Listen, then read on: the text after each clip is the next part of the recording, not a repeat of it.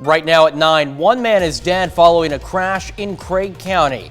Plus, the KBI is investigating after 3 people are found dead in a northwestern Kansas home.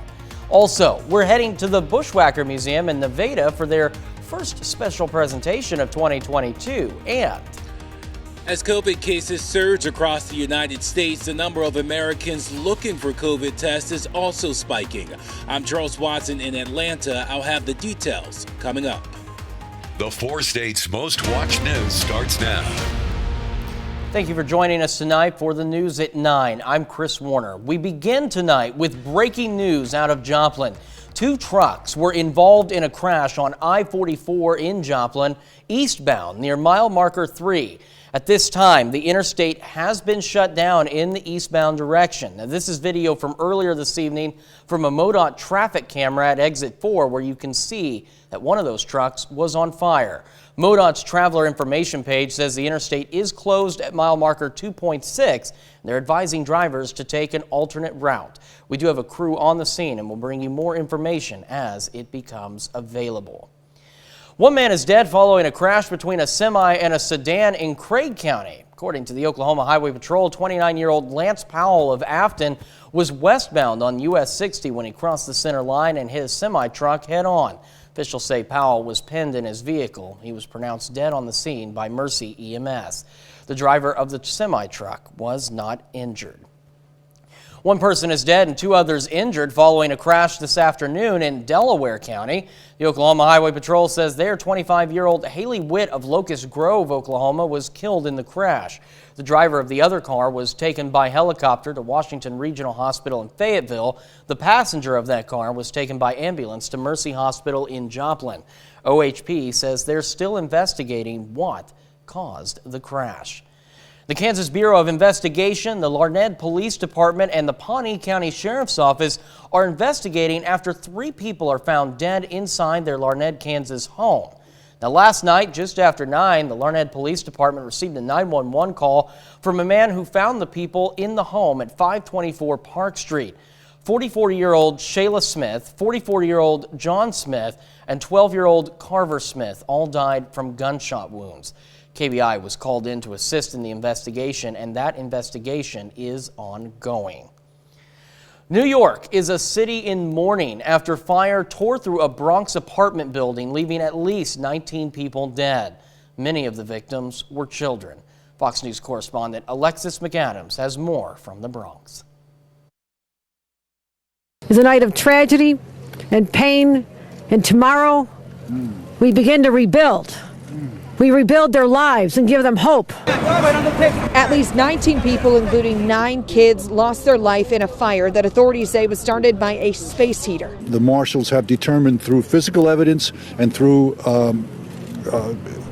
first-hand accounts by the residents that this fire started in a bedroom in a portable electric heater. Neighbors watching in horror as small kids were carried out of that burning building. The fire crews doing everything they could to save the people who lived there. Once the fire department got there and they was able to get us out, they said, follow the stairs until you see light. More than 60 people injured when that 5-alarm fire broke out Sunday morning inside of the 19-story apartment building near East 181st Street in the Bronx. At least 30 of those people have injuries described as life-threatening. The commissioner says that fire spread rapidly. At least 200 firefighters were at the scene. Crews say all 19 floors of that building were filled with heavy black smoke. Victims located on every floor all had severe smoke inhalation, and many went into cardiac and respiratory arrest. New York's Mayor Eric Adams speaking as families search for their loved ones. The mayor working to find out which hospitals each victim was taken to, heartbroken over this tragedy. This is going to be one of the worst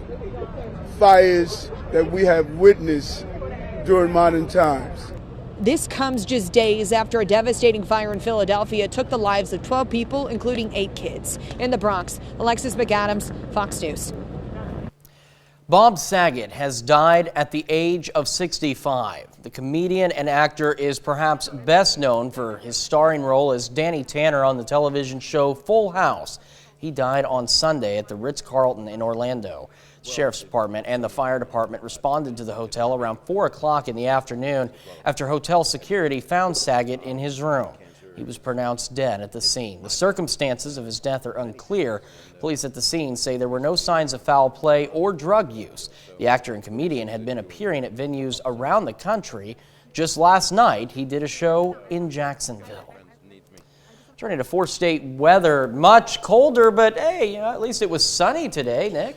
Yeah, the sun certainly was nice to see after we had to deal with a lot of clouds, drizzle, and light rain yesterday and even this morning, Chris. But we went from midnight highs around 48 to lows around 33 this morning, and we can only bounce back into the upper 30s for this afternoon. Not much to show you on the Skywatch storm tracker after a little bit of evening cloud covered in our southern counties.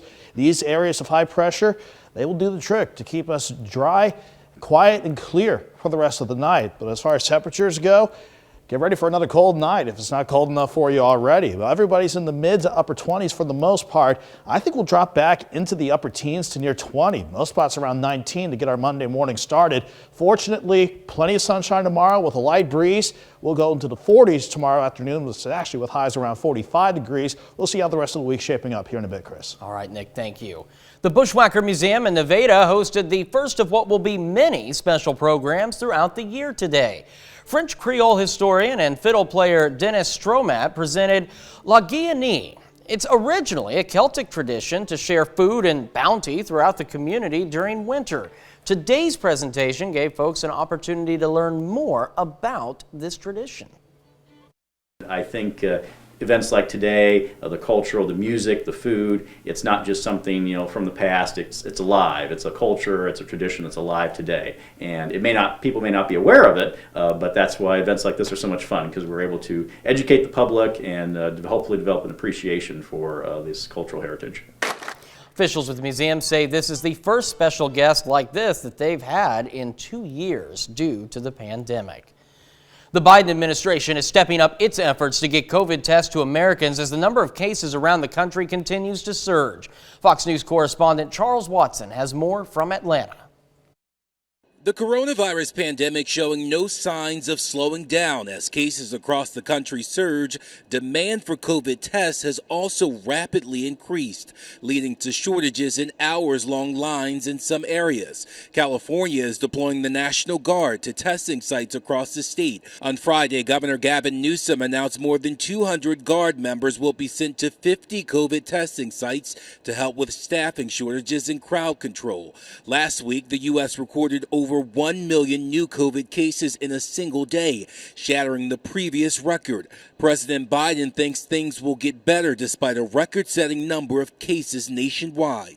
I don't think COVID is here to stay. That having COVID in the environment here and in the world is probably here to stay. But COVID, as we're dealing with it now, is not here to stay. The White House signed 2 contracts with industry experts to boost the number of tests, working toward the president's goal of procuring 500 million. The most important thing we can do is get our children vaccinated, get our teachers vaccinated, get our teenagers vaccinated, and then to practice all of those layered mitigation strategies that have been proven to work. The fate of President Biden's COVID mandates are now in the hands of the Supreme Court, which is weighing 2 vaccine mandate cases.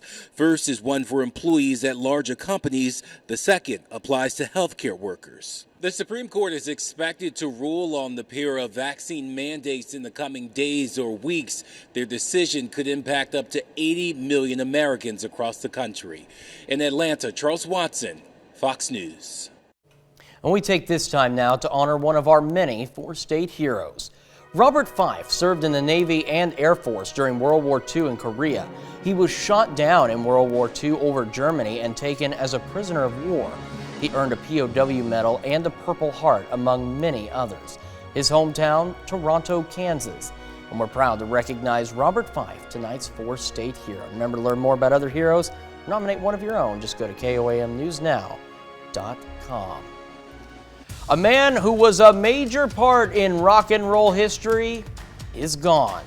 Search and rescue efforts resumed Sunday morning in Brazil, where an enormous cliff wall broke off and collapsed. It was finally nice to see the sunshine back in action after plenty of clouds yesterday going into this morning, not to mention areas of drizzle and even a little bit of light rain this morning. But even though it was nice to see drier, brighter skies rolling on in, we turned quite a bit colder to end this weekend. We had highs yesterday in the lower 50s, a remarkable rebound. Midnight highs right at 48 degrees. Then we dropped back into the 30s and held there throughout much of the day. But we are set for a cold night, but thankfully a cold night with no wintry weather to worry about. A little bit of partly cloudy skies trying to hold on in our far southern counties at the 9 o'clock hour, but there is nothing to track on the radar network. We'll give this a break until we hit about next weekend, when, sticking with Doug's pattern, we could see our next potential storm system head our way. In fact, we're dry tomorrow all the way through Thursday, and with warmer air returning in, we'll get 40s and 50s back for highs much of this week. And like I just said, sticking with Doug's pattern, we've got another system that we'll watch by the coming weekend.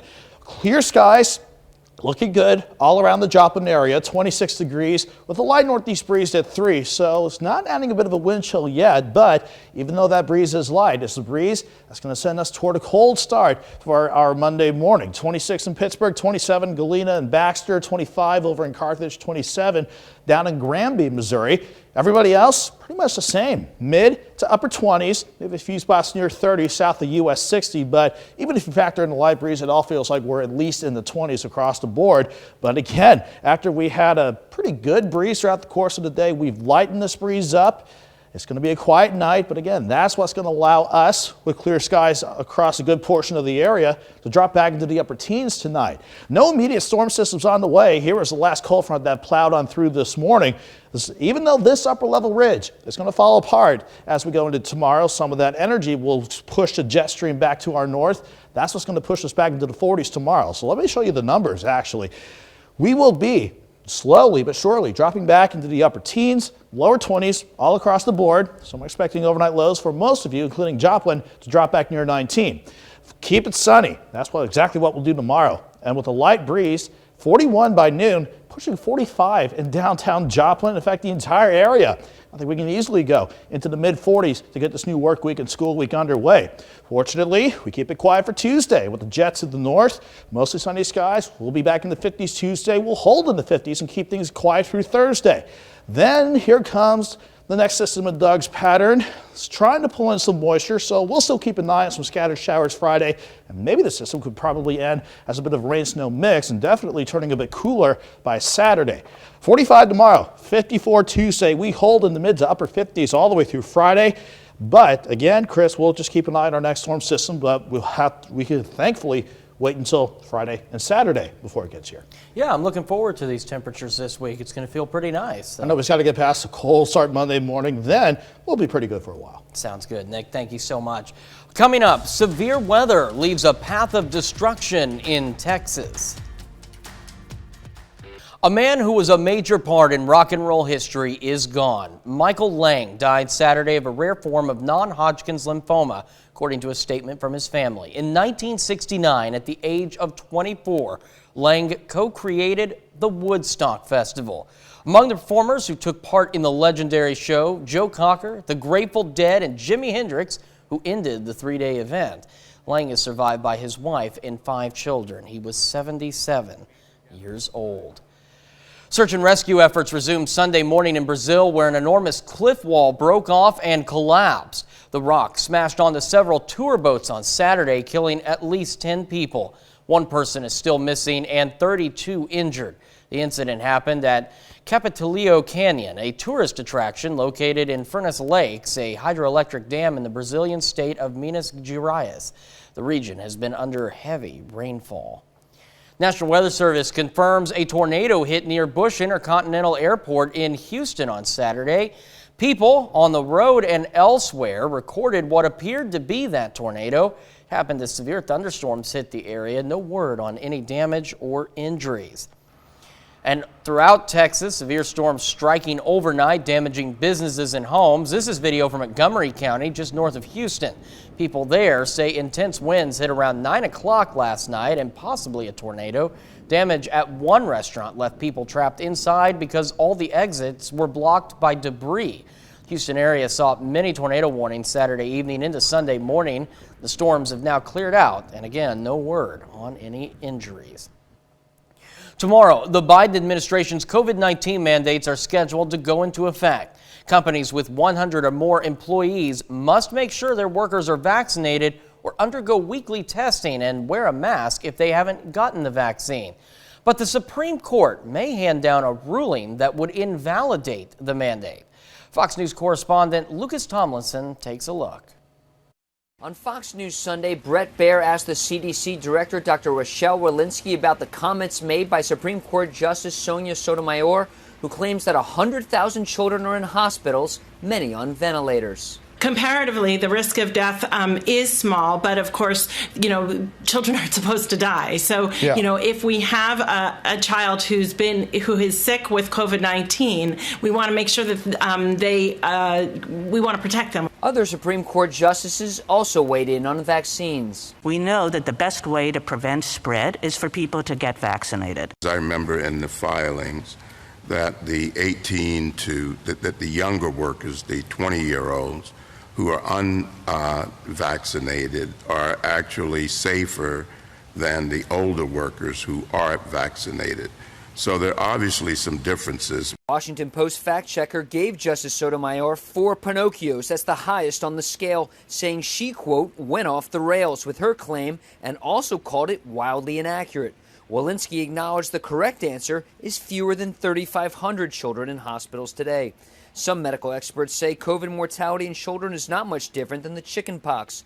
Dr. Walensky warned not to take Omicron lightly, despite lagging hospitalizations and deaths. I want to remind people that in the fall of this year, we had a Delta surge, and we were able to safely keep our children in school before we had pediatric vaccination. Fast forward to now, we have pediatric vaccination. The OSHA mandate, which requires companies with 100 or more employees to have them fully vaccinated, or if they're unvaccinated, to require them to have weekly testing and wear masks, that goes into effect starting Monday.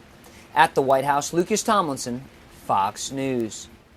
Up next, the price of sitting in the driver's seat without actually driving just went up. Well, the price of sitting in the driver's seat without actually driving, it just went up. Tesla CEO Elon Musk announcing on Twitter late Friday that the price of his vehicle's self-driving software will rise to $12,000. That's a $2,000 increase from its current price, and the price hike for the company's software, called Full Self-Driving, or FSD, will only affect American consumers. Tesla also says they plan to increase the price of a subscription to FSD once the software goes to a wider release. Musk says the increase will go into effect on January the 17th. The greeting, "Many Happy Returns," isn't likely to be found through January as businesses head into expensive Christmas return time. The reverse logistics firm Optoro says Americans will exchange $120 billion in Christmas gifts through the end of January. 2 out of 3 people will return at least one gift, and it's pricey for businesses. Optoro says it costs a company 65% of a product's price in transporting, processing, discounting, and liquidating returned gifts. UPS will have processed 60 million returns by January the 22nd. Ford warns its dealers of potential resale issues by customers on its new electric trucks. Ford's Vice President of Sales, Andrew Frick, has sent a letter to dealers concerning its new electric F-150 trucks and customers quickly reselling for profit. Frick suggests dealers add a no-sale provision to contracts, preventing buyers from resale within the first year of ownership, to keep market prices close to the list price. Now, Ford is also warning against extra order fees or deceptive marketing practices to protect the integrity of the new truck rollout. One of the largest sports markets in the U.S. can finally put its money where its mouth is.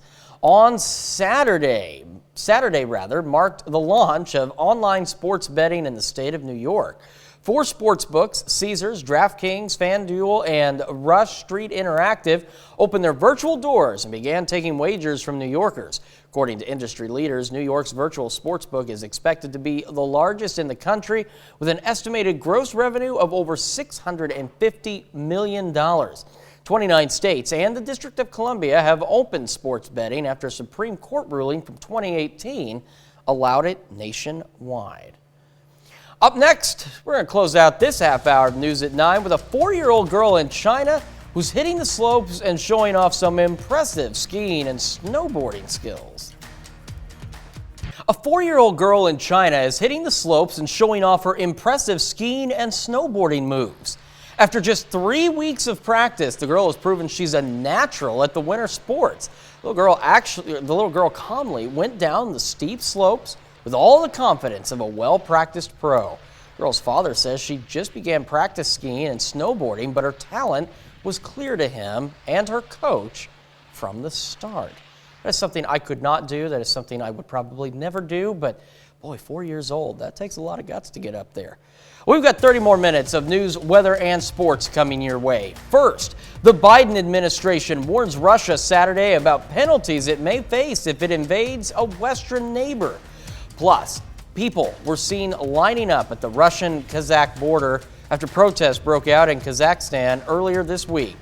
Also, an infant lost in the chaos of U.S. troop withdrawal from Afghanistan has been reunited with his relatives in Kabul. And police in Fairfax County, Virginia, say the so-called shopping cart killer may have been responsible for the death of a woman whose body was found last September in Washington, D.C. We return to our breaking news in Joplin, where 2 trucks were involved in a crash on I-44 eastbound near mile marker 3. This is a live look at a MoDOT traffic camera from mile marker 4 looking westbound. The interstate is still shut down in the eastbound direction at mile marker 2.6. And of course, MoDOT is advising travelers to seek an alternate route. We do have a crew on the scene, as we mentioned earlier, and we will bring you additional information as it becomes available. Well, the Biden administration warns Russia Saturday about penalties it could face if it invades a Western neighbor. U.S. officials, on condition of anonymity, say if Russia invades Ukraine, it could signal changes in U.S. strategic positions in Europe and force harsh economic sanctions on Russian entities and exports. Officials also say they're willing to negotiate on offensive missiles in Ukraine and NATO military exercises in Europe. U.S. and Russian officials will meet in Switzerland on Monday to discuss these escalating tensions.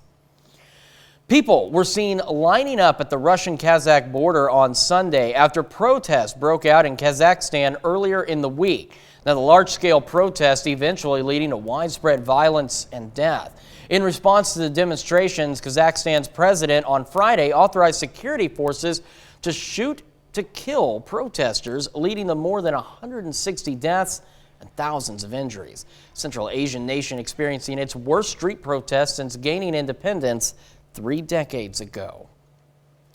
An infant lost in the chaos of U.S. troop withdrawal from Afghanistan has been reunited with his relatives in Kabul. The boy was just 2 months old when he went missing, as desperate Afghans attempted to flee the new Taliban rule. Last November, it was reported the baby was in Kabul being raised by a taxi driver who found the boy at Kabul airport and took him to raise as his own. After more than a month of negotiations by Taliban police, the boy was released and reunited with his relatives who were still in Kabul on Saturday. The global trend of flight cancellations is continuing well after the new year officially began. More than 3,500 flights worldwide were canceled on Saturday, coupled with over 11,000 delays. That number includes nearly 4,500 delays and more than 1,300 cancellations stateside. Denver International Airport had the most cancellations for both arrivals and departures of any airport in the world. And 10% of all Southwest Airlines flights were canceled Sunday. And it looks to be rough again for travelers, with nearly 1,000 cancellations in the U.S. as of 3:30 a.m. this morning. Police in Fairfax County, Virginia say the so-called shopping cart killer may have been responsible for the death of a woman whose body was found last September in Washington, D.C. Now, that would make her the 5th possible victim of the alleged killer, identified as 35-year-old Anthony Robinson. Fox News correspondent Alexandria Hoff has the latest. This 5th potential victim has been identified as 40-year-old Sonia Champ of Washington, D.C. Her body was discovered near Union train station back in September inside of a shopping cart. Police say a tip last week connected this case to the others. We believe this may be Anthony Eugene Robinson's 5th victim. This is based on digital evidence that puts him in the same vicinity around the time of the victim's disappearance. Sad and tragic. 35-year-old Anthony Robinson is currently in prison awaiting trial for the murders of 2 other women, 39-year-old Tanita Smith and 54-year-old Eileen Elizabeth Redmond. They were found in Harrisonburg, Virginia in November. Additional charges are being prepared for the deaths of 48-year-old Stephanie Harrison of Redding, California, and 29-year-old Cheyenne Brown of D.C. Their bodies were located in a container by a shopping cart a short distance from the Moon Inn Motel in Alexandria, Virginia. It's so unreal. This is just sick. It's bad enough you started with one, but to continue to do this, you're a freaking monster. Police fear that the victim count will continue to grow as they comb through thousands of missing persons reports. Robinson is originally from New York, living most recently in D.C., but is believed to have been transient, meaning he could have targeted women up much of the East Coast. Investigators believe that he likely met his victims on dating apps like Plenty of Fish and one called Tagged. They want to hear from anyone who may have encountered him. In Washington, Alexandria Hoff, Fox News. We wanted to bring you a quick update on the breaking news we've been following in Joplin. There was 4 semis involved in this crash, one of which caught on fire. There was one person that was sent to the hospital to have surgery. And again, we'll have more details on this as they become available. Later on the KOAM News at 9, a court hearing taking place in Australia regarding tennis player Novak Djokovic.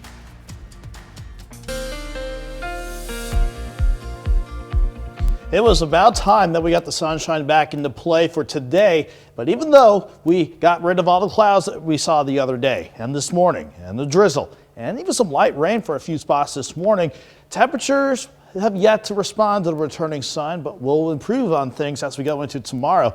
But highs yesterday, despite all the clouds and the drizzle and the showers, lower 50s across the board, including downtown Joplin. Midnight highs in the upper 40s this morning, and then we just held in the 30s throughout much of the day and at least to start the evening out. But even though we're looking nice and quiet with generally mostly clear skies after all the cloud cover cleared out and nothing on the radar, this will get a break until we see maybe our next storm system by Friday. All the clear skies and the lighter breeze means it is cold no matter where you are, including downtown Joplin. 26 degrees with a northeast breeze at 3 miles per hour. A light breeze means not a big wind chill factor right now, but look at that dew point of 14. Normally that gives you a good idea of where temperatures are going to go, but I don't think we're going to get that cold as we go into the overnight. But everybody right now, generally mid to upper 20s, but you factor in that light breeze, it is trying to make it feel like the upper teens to the lower 20s across the entire region. But as long as this breeze stays light, definitely lighter compared to the 5 to even at times 15 mile per hour breeze we saw earlier today, this light breeze and the clear skies means we're going to drop back into the upper teens and lower 20s to start your Monday morning out. But again, we're going to start the new work week and school week out with clear skies that most of us are seeing right now. No big storm systems at the surface on the way. Our last cold front is pushing well into the Atlantic now. And even though this upper level ridge out in the west is going to break apart as we go into Monday, some of that energy will push the jet stream back in our direction to help improve on temperatures. That is after we get past a downright cold start for your Monday morning. You can see how, again, the clear skies and the light breeze does mean we drop back into the upper teens and lower 20s all across the board. So most of us, including downtown Joplin, dropping back to 19 for the morning, but that light southwest breeze turns more westerly by lunchtime and northwesterly as we go into the afternoon. But despite that, the breeze stays light with plenty of sunshine. We'll have highs pretty much around 45 degrees, not just in Joplin, but all across the entire region. Looking at the jet stream setup for the rest of the week. Here's Tuesday, Wednesday, and Thursday. The jet lifts back to the north. Quiet for these days means highs back in the 50s. No problem as we go through the middle of the week. But sticking with Doug's pattern, though, I'm still keeping an eye on this next storm system that'll come at us from the west. The rain chances are trying to back off a little bit, but I still think that we could see some scattered showers with this late in the day on Friday, and potentially as we turn colder on Saturday, this system could potentially end as a rain-snow mix, especially by Saturday morning. Before we deal with that storm system, though, temperatures look good for the next 4 days. 45 tomorrow, a good improvement after a cold start in the morning. 54 Tuesday, mid to upper 50s Wednesday through Friday, Chris. Then we'll tackle that next storm system as we get into the weekend. So we're going to have a brief taste of spring, and then winter will return very quickly. Just like another January week. Exactly. Nick, thank you so much. Coming up in sports, one local player is hoping to get a shot in the NFL. Plus, the Oklahoma Sooners are making a case for a spot in the top 25. Danny Terzer has it all next.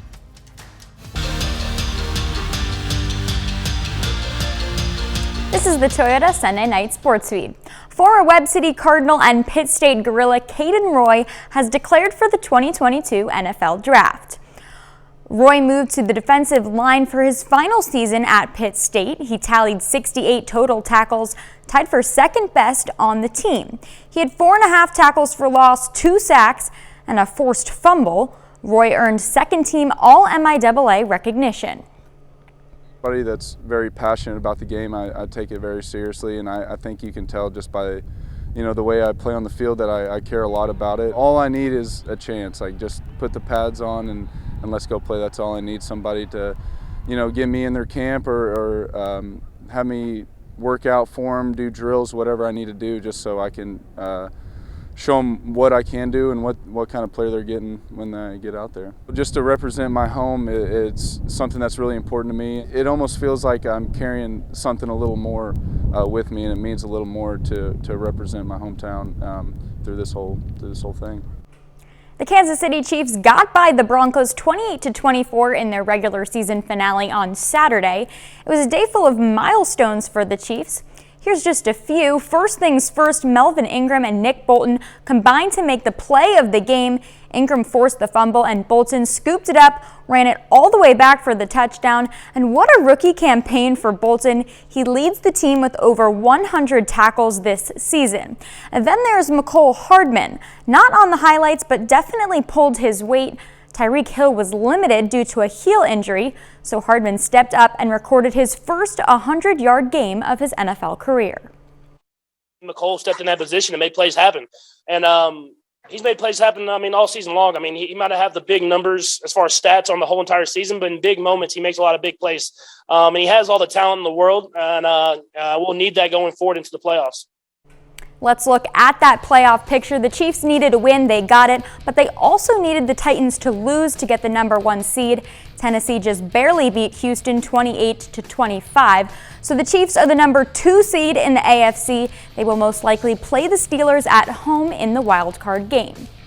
We're less than a day away from the College Football National Championship. Georgia and Alabama kick off at 7 p.m. on Monday night in Indianapolis.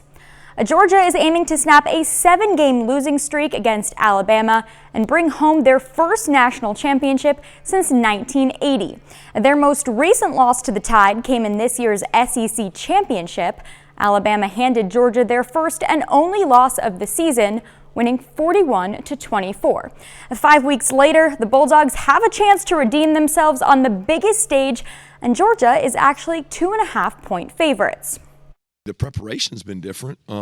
We know more about what we did wrong, what we did well, what we can improve on. You can't have multiple turnovers. You can't lose third down. You can't lose red area, all those critical situations, and expect to do well. So those are things that we've tried to harp on and try to do them better. Oklahoma is putting together a nice season. The Sooners were 27th in votes in the most recent top 25 poll. They have 2 wins over ranked teams this year. Looking for their third against Iowa State in the first, C.J. Nolan to Elijah Harkless for the triple. Oklahoma ties it up at 27. After the break, Tyrese Hunter with time hits the 3, Cyclones building on their lead. Tanner Groves finds Harkless. He drains another, finishes with 13. Tied once again, Jacob Groves takes the pass for the lay-in. Sooners storm back with a 16-6 run to retake the lead. Then Emoja Gibson connects on the jumper. Team high 20 for Gibson. Oklahoma pulls off the upset 79-66. A struggling Oklahoma State team facing 14th ranked Texas on Saturday. Off the steal, Keelan Boone hits the 3.